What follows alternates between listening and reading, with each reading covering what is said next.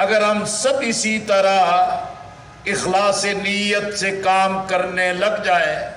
تو اللہ تعالی اس کامیابی کی منزل کو قریب لے آئے۔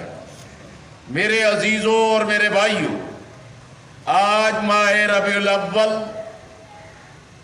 جس میں تمام مسالک کے لوگ، اللہ کے دین سے وابستہ لوگ، تمام کلمہ گو نبی مہربان صلی اللہ علیہ وسلم کی عقیدت اور مدحت بیان کر رہے ہیں، لیکن آپ نے دیکھا کہ یورپ سے، فرانس کے صدر کی طرف سے پھر ایک مرتبہ نبی اکرم صلی اللہ علیہ وسلم کے توہین پر مبنی خاکے شائع کر کے اہل ایمان کے دل آزاد کے دینی عقیدت اور عشق کے جذبات کو مجروح کیا ہے۔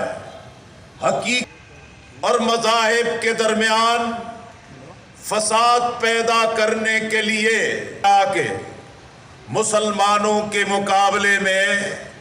ٹکراؤ، اور وہ ملک جو دنیا کو سلامتی دینے کا ذمہ دار ہے،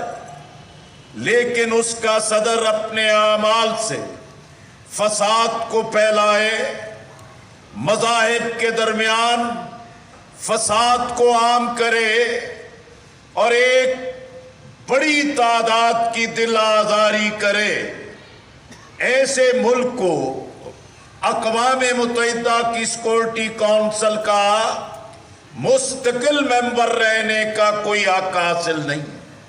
اور یہ وقت شاندار اور مدلل لٹریچر مہیا کیا ہے، اس کے ساتھ ایک تعلق پیدا ہونا چاہیے۔